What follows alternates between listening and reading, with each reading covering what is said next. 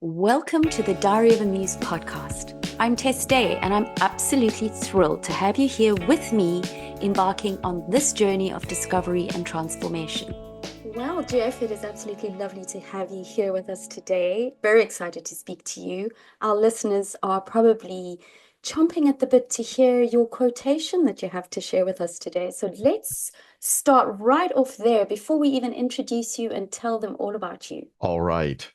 We'll say we must all suffer one of two things: the pain of discipline, the pain of regret or disappointment.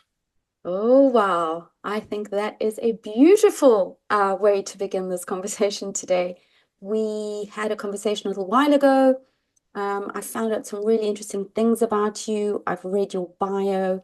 Really interesting start to life. Very different to the life you've led and where you find yourself now doing what you're doing.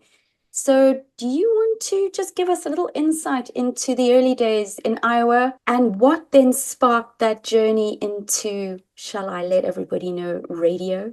And then, last but not least, a life of being a personal trainer for a very special select group of people. So, Yes, a fire lot of away. people are interested in that journey. They're like, how did you go from where you were to where you are now? So you mentioned Iowa. So I grew up on a farm in the Midwest of the United States, a small farm near a big city, but outside of town. We lived in town until I was about 9, and then my parents moved to the farm. So all of a sudden, there were no kids next door like there was when I lived in the city. Classmates, people in my same grade or so lived a few houses away or a block or two away. So we were always hanging out after school or on the weekends and playing baseball and doing whatever. All of a sudden, I'm on the farm. The nearest boy my age was like 3/4 of a mile away, and he didn't even go to the same school as I did, so I didn't know him that well. My best friend from the school I went to was like a mile away. Of course, we were both on farms and had farm chores to do and things like that, so we got together rarely. So most day, and I had 3 younger sisters, no brothers. Oh, wow. So I was kind of stranded, so to speak. So I read a lot when I was growing up, a lot of books. Now I listen to audiobooks while I'm exercising and running and stuff. So I don't Mm. read as much as I did because I had a lot of spare time and time to myself. And I fell in love with listening to the radio because I could get the radio, and that was a constant companion. And when I was doing chores or, doing stuff, I always had the transistor radio on back in those days in the 1970s. Really fell in love with it, just listening to not only the music, but then got fascinated by radio, the DJs and stuff, the presenters, talking in between. And I always was a good speaker and a good reader and could read aloud when I was in the Catholic school. Whenever there was a speech contest, the nuns would volunteer me that I was going to be in the speech contest. So I did, a lot of speaking from a young age. And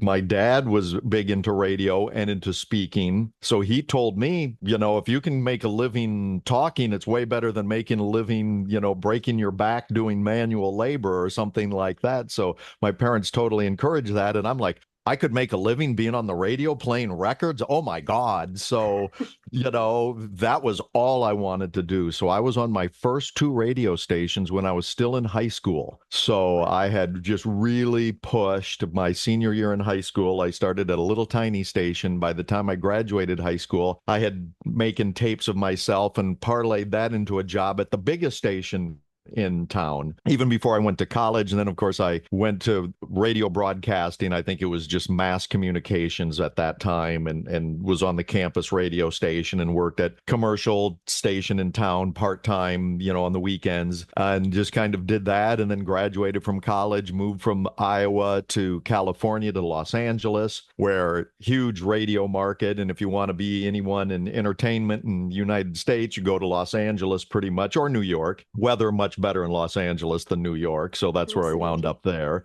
And the beaches are a lot better. So I did that for, so around 2000, the year I turned 40, because I'd been in radio. It's not a healthy lifestyle like being a rock and roll DJ, top 40 DJ.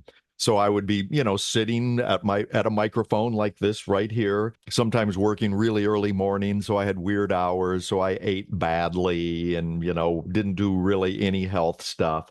So I was getting overweight. I was about 30 pounds overweight by the time I turned 40. And through my wife's radio station, because she's also in radio, and that's how I met her, they were offering 2-for-1 gym memberships for like the new year, for the first of the year when everybody makes their resolutions to, Yeah. get in shape. And she's like, you kind of talked about needing to get in shape. Should we do it? And I said, sure. So we went into the gym and we signed up. And then the turning point was the guy that from the gym said, do you know anything about exercise and training and how to use the machines and stuff? And I said, no, not really. And he said, well, you'll just kind of copy what other people do. You'll see them do something, so you'll do something. You don't have a plan. You won't really see any results, and you'll stop coming after 3 months or something like that. So we really suggest you hire a personal trainer. Good And I said, sales makes pitch. sense. They didn't push for a big package and try to, No. get a ton of money out of me, but they said even just do like a 5-pack of sessions just so you kind of know what you're doing. And turns out, so we said, sure. So our appointment was for the next day or two. We show up for the personal trainer, never met him, didn't know who he was. Turns out he was also from Iowa. He also went to the University of Iowa, graduated just like me, but he had played in the National Football League. He was a professional football player that had just gotten out of the league and was going into personal training. But since we had all this common background, we hit it off really well. The other big important thing was I really liked personal training because just being able to challenge yourself, it's like, oh, can I do a little bit more today? And seeing myself get stronger, losing the weight. I was really happy. Everybody was like going, wow, you're looking great. I'm like, yeah, I'm working out. I'm watching my diet. I've got a trainer, all of this stuff. So I did that for a few years and things were going great. And then the trainer moved a little ways away, not horribly far, but I stopped going, seeing him, thought, oh, I'll just do this on my own. I know what's going on. But I didn't have the accountability. So I would go to the gym less and less, started eating worse and worse again, ended up gaining all the weight back and even a little more. I'm like 40 pounds overweight. This is like 10 or more years later. And so now I'm in my early 50s. So, of course, your metabolism slows down and your body's changing. I'm like, uh-oh. I got really mad at myself. I saw some pictures of myself and I'm like, I got to get back in shape. It was so good earlier and I let it all get away. So I called up that trainer again, started driving to see him, started working out, got my buddy to do it with me because he heard me, raving about all of this. So I got back in shape. And this time while I'm training with Austin is his name, I'm like, I need to become a trainer too, because I like the stuff he was telling me about, like what was going on, why we were doing the exercises and the muscles we were working as well. So I was kind of fascinated by the whole physiological as opposed to just seeing how much weight I could lift. And he even commented on that. He's like, you're kind of learning this stuff pretty well. And I'm like, I need to get certified myself so I can control my own weight and diet and strength, and then maybe pass that on to others. And since I was already in my mid 50s, I thought, you know what? These young kids don't want to work out with me in their 20s and 30s. People my age or older will listen to me. I know what they're going through. So I specialize now in training seniors, specifically women in their 60s and 70s and 80s.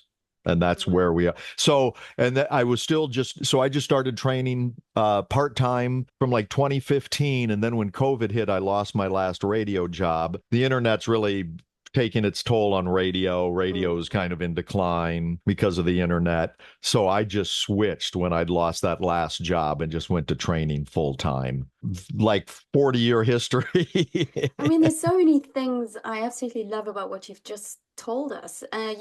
One of the things I read when I was, reading up about you was, that strong work ethic that you really realized you had from those days on the farm, that ability to follow routine, get up early, work hard, maybe break your back a little bit and all those things. But it's those foundational things that you sort of never lose as you move forward in life. But the other thing that was fascinating, and I'm fascinated with books as well, reading helps us grow our imagination. So even though perhaps your scenery and your view was the same every day, it was the ability to escape to other places through the books you read that helped you build a picture of the kind of life you wanted to have. Even though you probably didn't know exactly how that was going to unfold, it certainly didn't limit your ability to say, well, I'm just here and this is just my life. And then, of course, the love of radio and music, because you do like Foo Fighters. Did I get that right? The Foo Fighters. So last month, well, in August, yeah. So I saw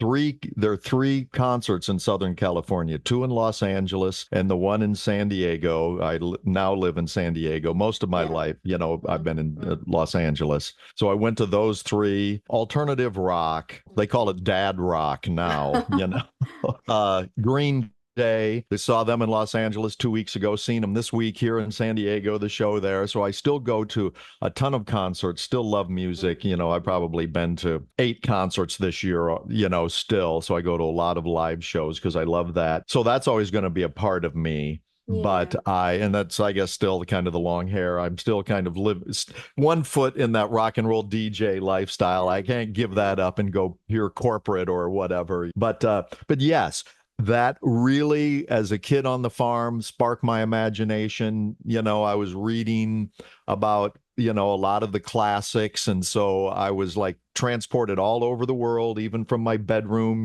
reading at night before I would go to bed. Mm. Always knew that I was going to get out of Iowa and go to some place that was happening and exciting. Nothing against Iowa, but that just wasn't anything there to hold me back. My parents still live there. My two living sisters still live there. I'm like, oh no. I go back once or twice a year, and I was just back from my 45th high school reunion, and great to see everybody. And it's part of my past and a very important part of my formation, of who I Mm. am now. Mm. But it's like there's a lot more out there that, I just have to be a part of And and see explore. and live. And I guess, what's also interesting is the fact that you've stepped into that world of personal training, health and well-being, looking after yourself. It's probably the one magical ingredient that has allowed you to have the opportunity to be well enough, fit enough, and able enough to attend concerts like the Foo Fighters, which perhaps if you hadn't, and you maybe were still overweight and weren't as sort of energized as you absolutely come across on this chat, you wouldn't have been able to have the energy to be able to go out and enjoy those things. So it's amazing how the choices we make really do impact the way our life plays out. And I think that is fundamentally what you are doing with your more mature clients. You're helping them have the best possible life experience that they can because they're looking after their bodies. So what Certainly. really drives you to work with the sort of more mature person? I fall into that category these days. So, and I resonate with a lot of things you say. Our bodies change over 50. What used to be so effortless now isn't necessarily so easy. We know in the back of our minds that we have to look after ourselves. We have to be active. We have to do strength training for bone density, all the things you and I have spoken about. It's one thing to know it, it's a whole different thing to actually have the confidence or even the know-how of where to go and how to even start that if we haven't done it for a while. Talk us through maybe some examples and how you even encourage older people to get involved in that more physical side of looking after our bodies. So you touched on some great points. One of the basics is, the bodies change as we age. Cells are always constantly dying off, but when we're young, they replace themselves really quickly. And that's why younger people grow and get bigger. And then why older people usually tend to get skinnier and start shrinking again is those cells aren't replaced. That includes the nervous system, the muscles. So you touched on, bone density, so osteoporosis, especially with women postmenopausal. Yeah. And the other huge one, and maybe even bigger, especially for men, it's called sarcopenia. It's age-related muscle loss. So when people become frail, it's usually loss of muscle mass. And it's an exponential loss in strength compared to the mass. So losing a little bit of mass makes an even bigger loss in strength. And you see older people, their arms and legs are this, big around, especially, ladies, once they're getting late 70s or 80s. Maybe they have a tummy because of their diet, but their arms and legs become really skinny. That is linked to all cause mortality. People with that sarcopenia die quicker. You become a fall hazard because you don't have the strength in your legs and your core to stay upright, to correct your balance if something happens, if you trip, if somebody bumps into you, things like that. So you mentioned strength training, so that's really a key there then. So my mom was in her mid late 70s and I'm trying to get her to train on Zoom, because I'm out here and she's in Iowa. She's like, well, I don't want to get too big and muscular, and I'm like, Mom, that's not going to happen. But if you start getting your muscles start getting too big, we'll just stop the training or cut back. Okay. Just smiling, knowing that isn't going to be the problem. Either slow the loss of muscle mass or maybe even reverse it and actually start building muscle mass again is huge. And the beautiful thing is the exact same things we do to counter the muscle loss helps the bone loss as well. So we can fight the osteoporosis and the muscle loss, the sarcopenia at the exact same time by strength training.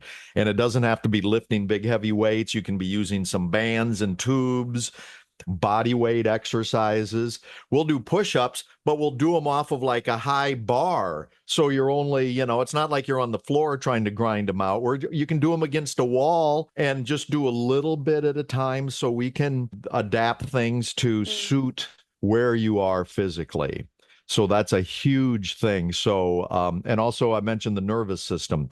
When we start doing things like that, the nervous system kind of revs up again, where if we just kind of sit in the chair, walk a little bit, walk around the block a couple of times, oh, I'm getting my exercise. I walk around the block twice a day. It's like that certainly isn't enough. We're not challenging the nervous system.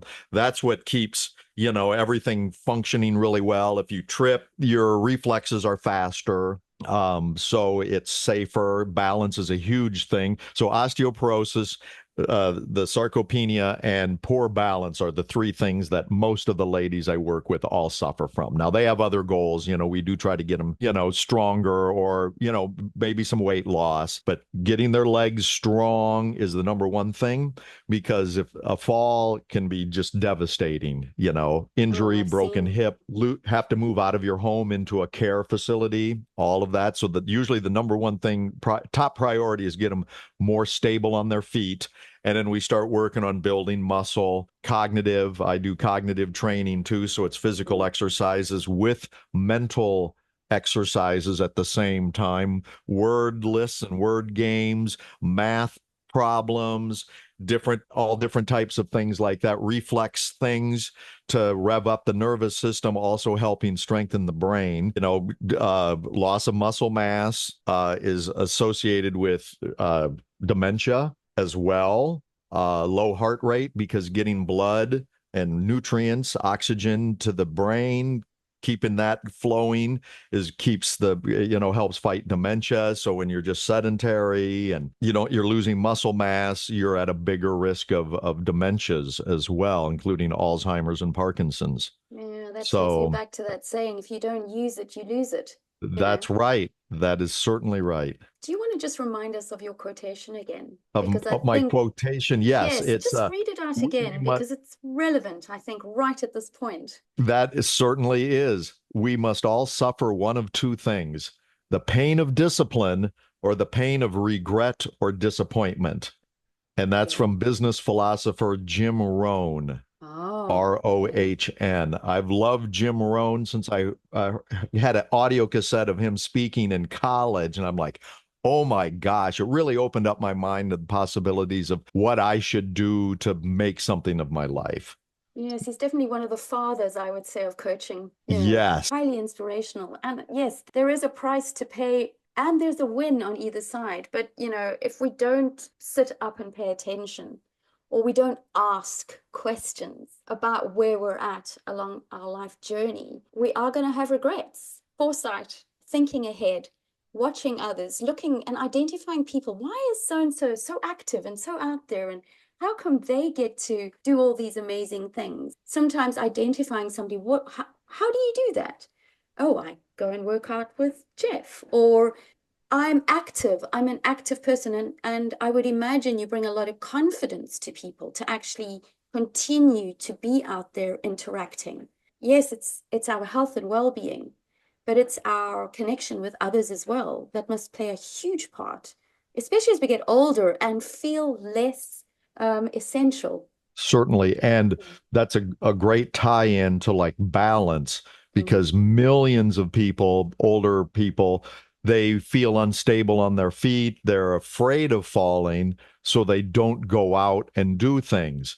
Well, unfortunately, that starts a downward spiral because then sitting at home afraid to go out means you're only going to get weaker and weaker and become a bigger fall hazard. And then, of course, that leads to loneliness and isolation and depression. All of those things, the lack of socialization, all related to mental health as well. Higher rates of dementia among people with depression and isolation, lack of social contact, really that, strength and balance training. And of course, the cognitive training helps the body and the mind both, they're tied in completely. Yeah, really interesting. Because you've been doing some further study on mind, haven't you, and cognitive work alongside the personal training, which I think you've probably sort of mastered more over the last sort of couple of years. Or how long have you been doing it now? So you said at 55 you qualified So as I a got trainer. trained in 2015, Mm, certified.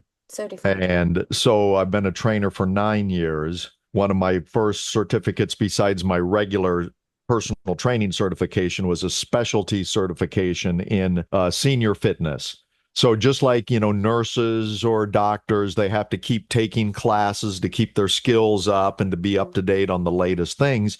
So like the first continuing education credit that I ever got was to be a senior fitness specialist. And then I have several others, pain free, sort of, mobility. I do have group exercise instructor, weight management certification as well. So I can coach people on weight loss. It's not the number one thing I do because there's a lot of emotional component with weight loss. Real quickly on that, people can go home after a workout and eat more calories than we burned in the training session. I don't mm, have control of them over those other 166 hours a week. I only have 2 hours a week. However, with the strength and balance training, we work hard those 2 1 hour sessions, perhaps, no matter if they sit on the sofa the rest of the week, they're still going to be stronger.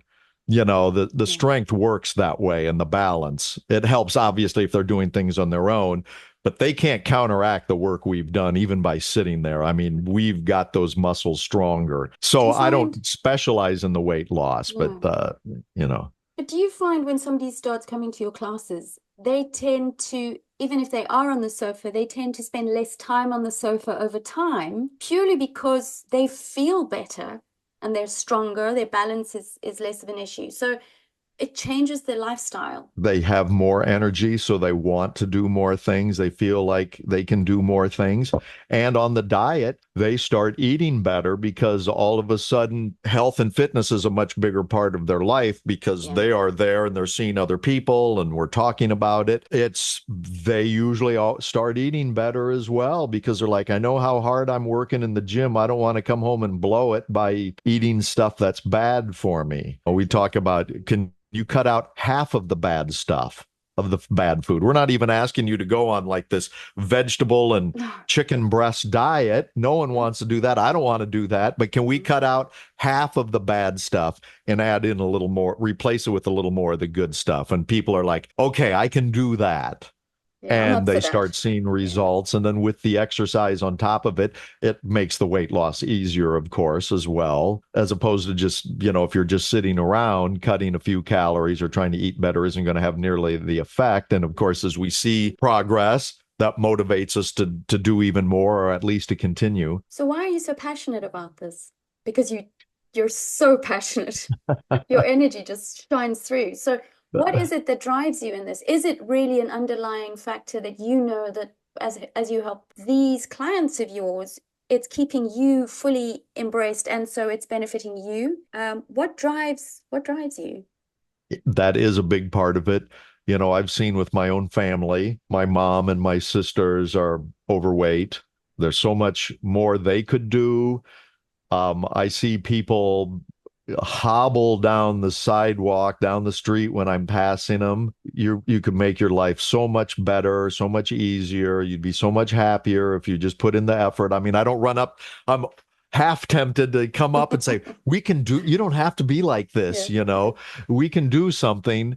But of course, that would not be right, and it's their decision. But trying to reach people and spread the word, and if someone says, yes, I do want to change and I don't like my current situation and I want to do something about it, I would love to do that. And getting the feedback from people that tell me I have literally changed their life. And even after a short period of time, they now see the light and they go, oh, wow, they didn't know what they didn't know. And now I've shown them, like, we can make things a lot better. You'll be happier. People, you'll be self-confident, not only on your feet, but when you look in the mirror, you'll have a better self-image. So that boosts your mental, condition. You're much Mm. happier about yourself. And the fact that I'm actually training people and moving with them, it does keep me a lot stronger. I have a trainer in the gym just like 2 weeks ago, and I told him I'm going to be 64 next month.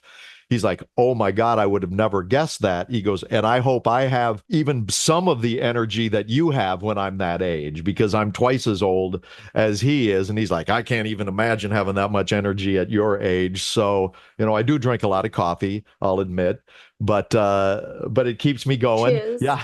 Okay. I've got my cold brew coffee in Mm. here right here. But I get up around 5 a.m. I already ran about 3 miles this morning with our dogs before our interview, which started at 8 o'clock California time in the morning. So I get up and hit it early.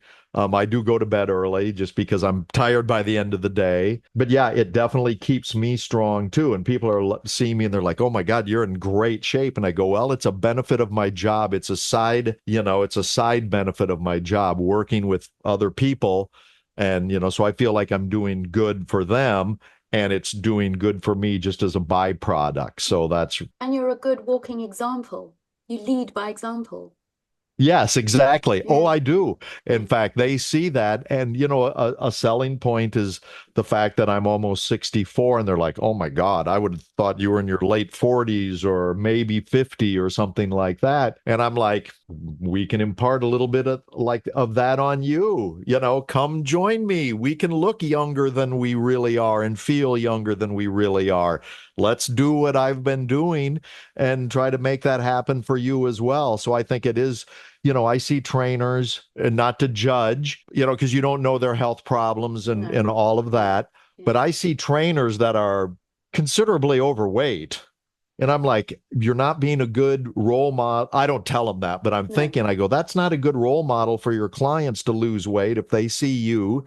And like I say, I really, that's a big thing, is try not to judge. Somebody really heavy comes into the gym, awesome for them. They yeah, realize they've gotten to a bad place for whatever reason, emotional, maybe they've had physical problems. You don't know what their background is. They may have some serious things that caused them to gain weight. Maybe they were on life-saving medication that yeah, caused them to gain weight. So I really go out of my way not to judge, but I'm like, if they're there trying to help themselves, great. Sometimes you see looks from young buff mm, people going like, oh, what are they doing here? I'm like, they need to be here more than you need to be here. So, don't give me any of that. I mean, they don't tell me that, but you see the looks, yeah. and it's like, no, they're here trying to get better. God bless them. I'm Yeah, totally supporting them. I agree. I think when we're younger, I mean, because we've all walked our own journey, but as a younger person with less life experience, you only know what you know, right? So when you look at somebody across the way who's perhaps a bit older and you go, gosh, because you're looking and basing it on your experience, you don't know, like you said, what they've been through. So, we are quick to judge, but as we get older and we get a little wiser, we would hope to imagine that we're all just a little bit more compassionate and less critical of individuals because life does happen. People have accidents, and that can really set back somebody's ability to be physically active as well. You must obviously come across people who have had a variety of things happen to them through their life, and now they're in front of you.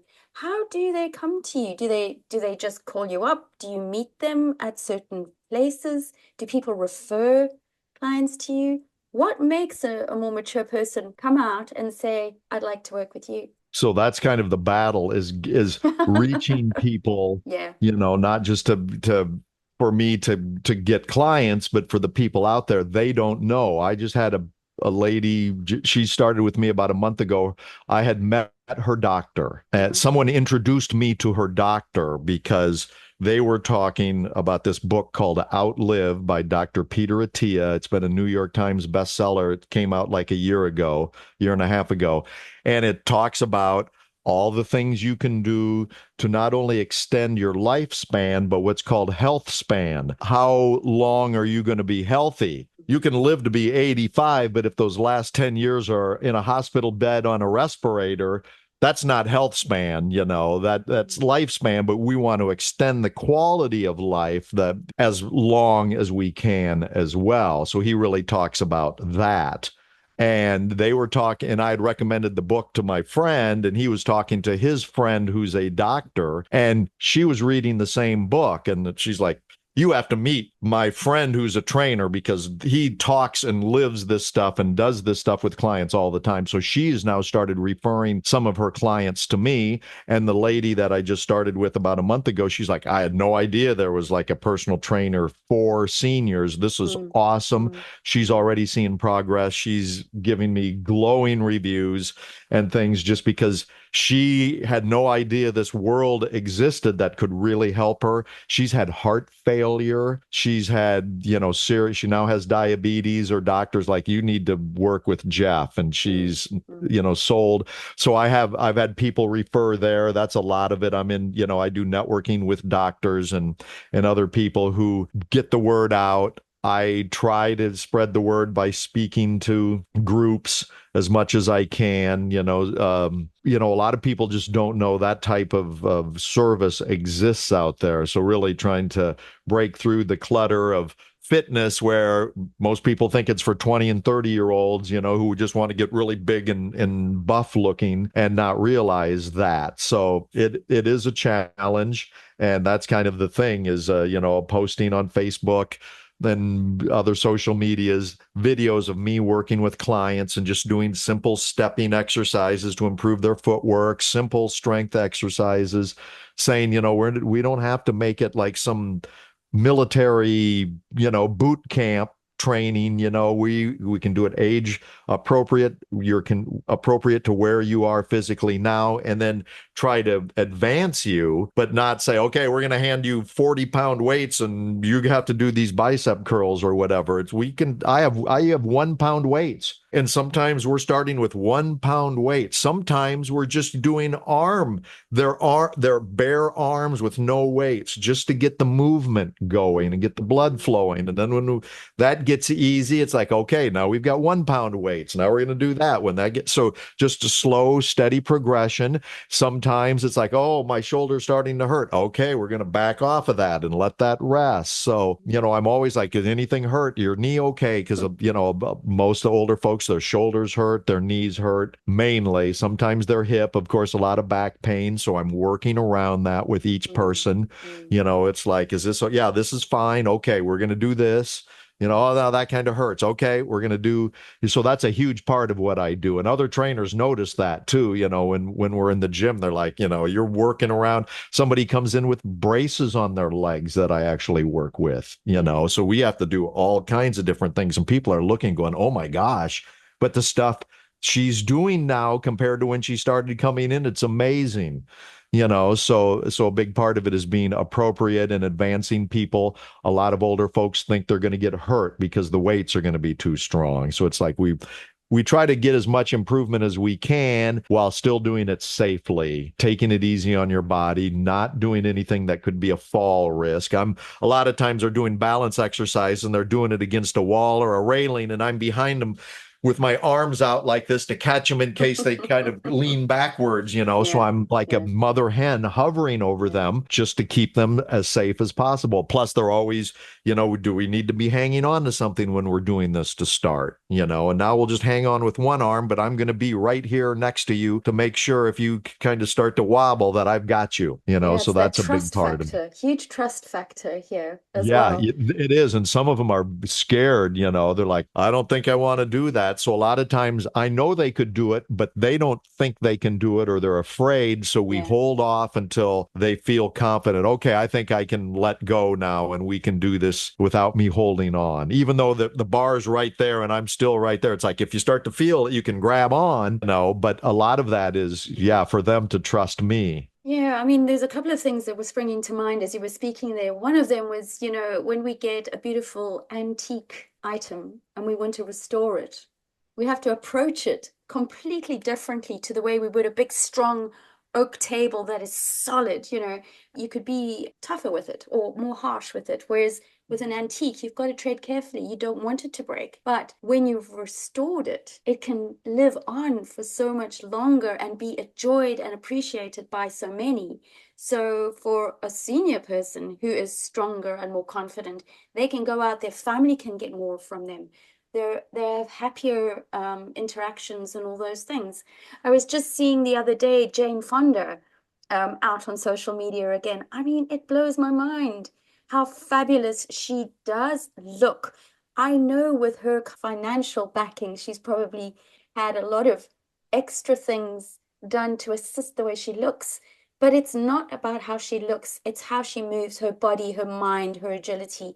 I go back to days when I was 10 years old and my aunt was doing Jane Fonda workouts on the TV, you know, um, and there was Jane doing all these things. But I mean, that was 40, 45 years ago, and she is still strong, active, and so involved in her life. And if she's an example of the journey that we all go on, she's always stayed in touch with looking after her body because it's our temple, right? We only have one.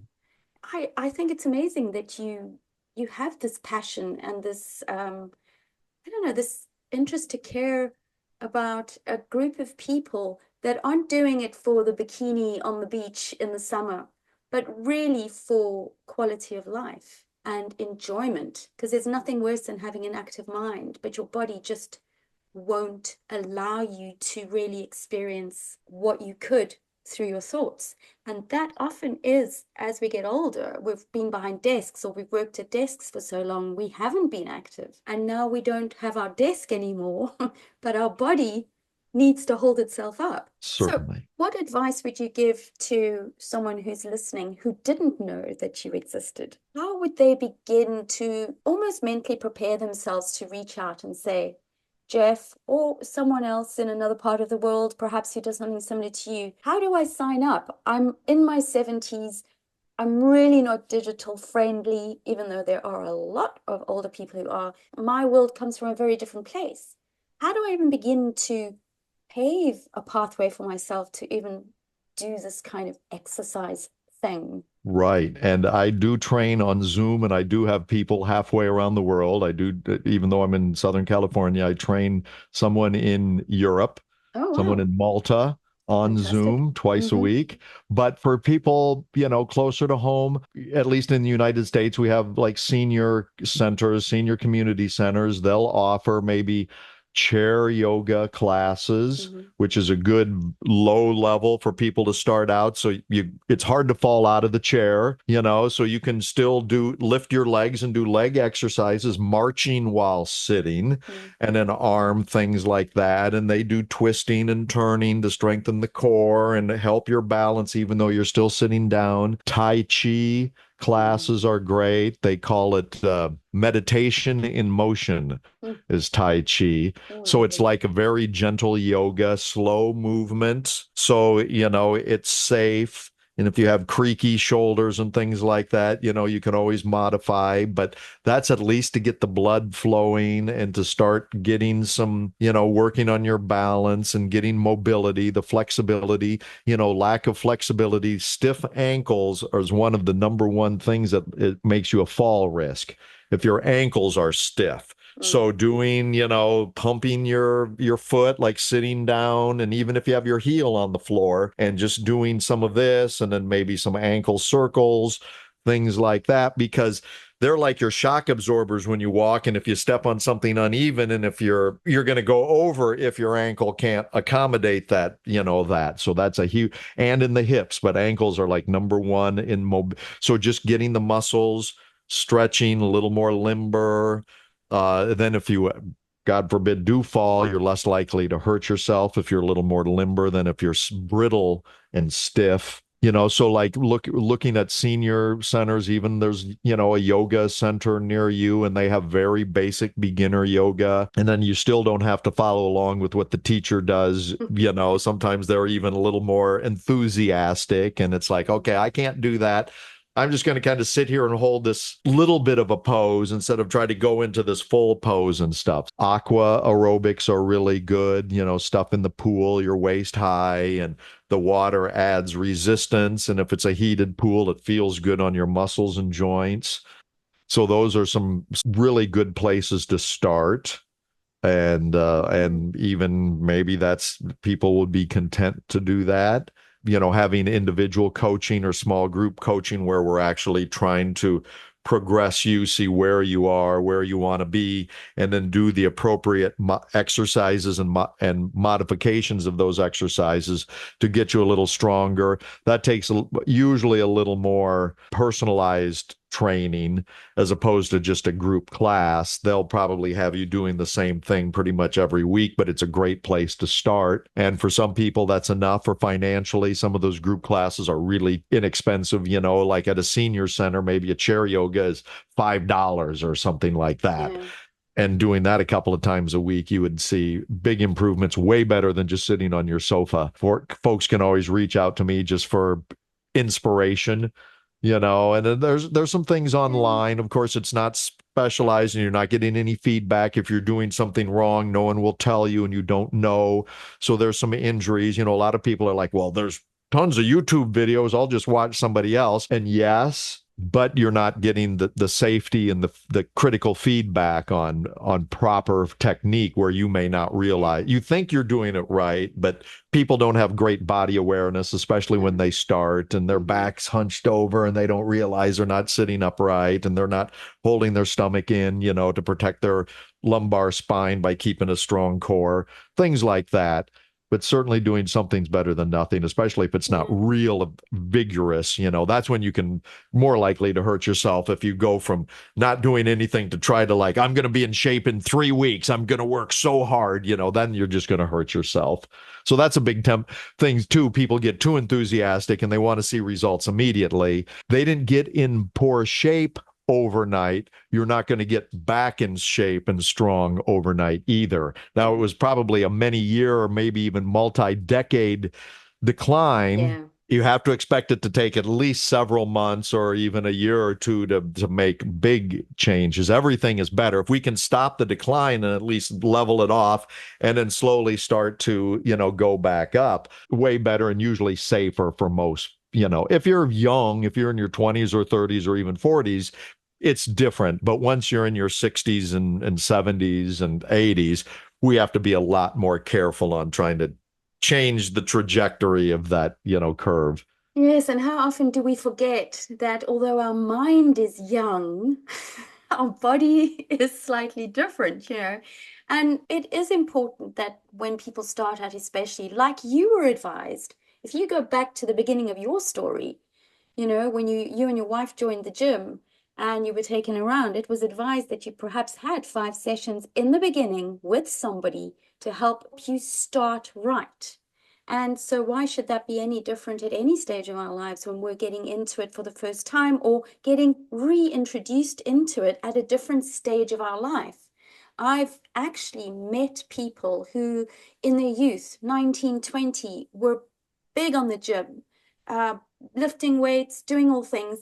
And then they're 45 and they say, okay, well, I've got to lose all this belly, all those business lunches or whatever. I'm going to go back to the gym. And they go back trying to pick up the same weights they did when they were 20 at their peak fitness. It's not the same experience. So I And they're think going to having get hurt. and they do get hurt, and getting hurt stops them from going back, and so they compound the issue because now it's even harder to return. But your energy, I would imagine, would be such a beautiful added advantage to getting fit because there's a lot of encouragement, and this is not difficult. It doesn't have to be hard. We're not looking for perfection. We're here to have fun, but to make sure that life is good. And I think that is often a deciding factor when it comes to actually deciding if I'm going to have a personal trainer, regardless of my age. Who is that person on the other side? Do they really want to be here? Or are they just doing the job? And I feel that you genuinely want to make a difference for other people. And that Thank would you. sign me up straight away. Okay, great. The trainers I admire that I see that are, some of the nationally known trainers are very up and energetic and enthusiastic and motivate people. The ones that are just kind of, okay, now we're going to do 10 Yeah, sit-ups, we're going to yeah, do 10, and it's like they're not motivating anyone. So the ones I really admire, I always had this energy, being on the radio, the program directors are always like, "Oh, I love your energy on the air. You don't sound like you're not putting people to sleep. You're like getting people energized, even for yeah. the music. The music was energetic. I kind of matched my tempo to the music, since I like, the rock and roll and stuff. It's like energetic music. I'm just an energetic person. And the trainers I see, that are and with most clients, they really feed into that. Most of them are drawn to a more energetic trainer and enthusiastic because people love, and most people love that enthusiasm. The cynical ones, maybe not as much, Yeah. older guys, maybe less than older ladies. One reason I specialize in working with older ladies, they're usually much more pleasant to work with just because they're more open to things. If Mm-hmm. you go to a yoga or a Zumba class or a Pilates class, it's 95% ladies and not guys. And part of it is going back to the point that you talked about, that, oh yeah, they were an athlete in high school or college, and I get so much of that from guys. Well, I played football in high school, and I'm like, that was 60 years ago.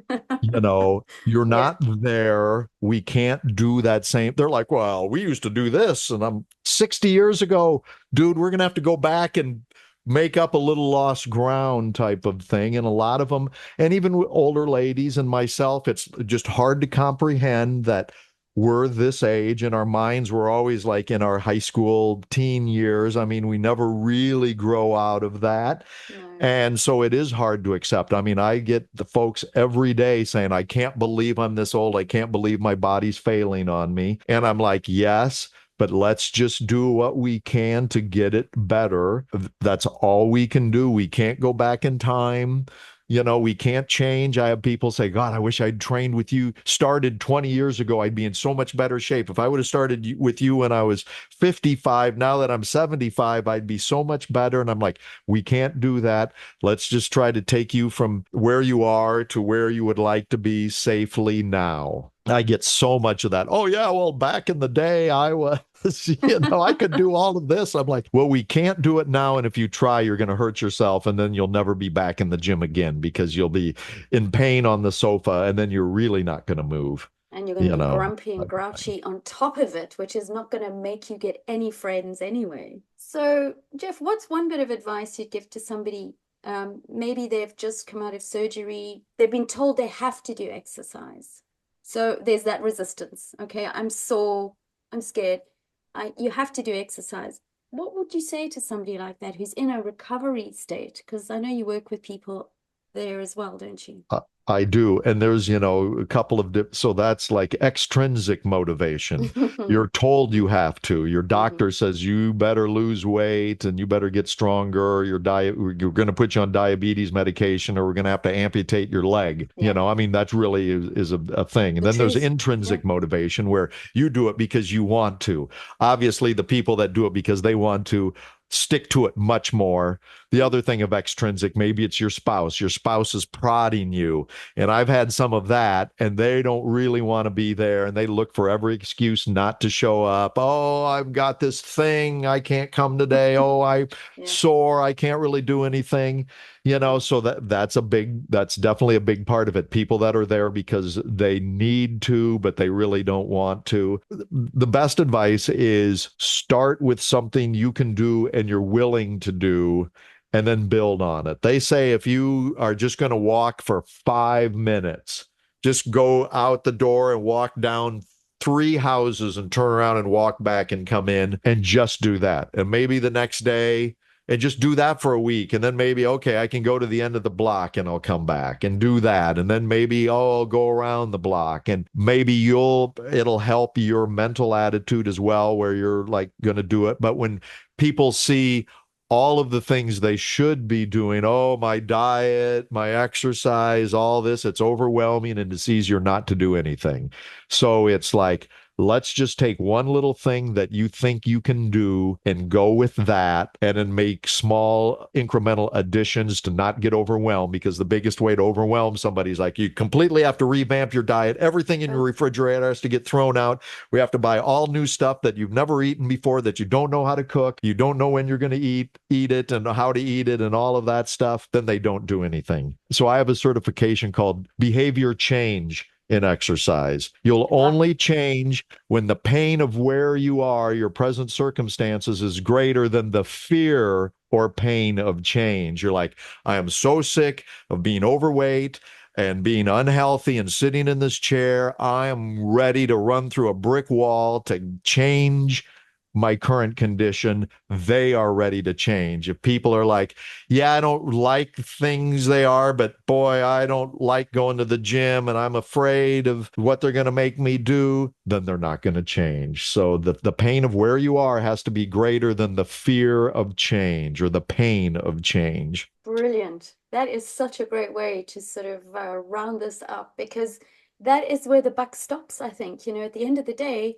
it is about us and what we want from our lives. And, we all have a choice, and whatever we choose will determine the result in the end. I don't think we need to say any more than that because ultimately the opportunities are out there. People like you who do what you do are there, available, ready to help. All the person has to do is take that first step, reach out and say, how do we I, do this? Yep, Yeah. right. Exactly. And it's Yeah. like, I'll take over from there. Yeah. I've coached a lot of people through it. You just have to show up and be ready to do it. It's like, you don't have to know how you anything. That's what I do. You just show up ready to do what it's going to take, and we'll figure out what's an appropriate pace and Yes. all of that and safely. And I always take feedback. It's like, I can't feel what you feel. If something hurts, if something doesn't feel right, let me know immediately.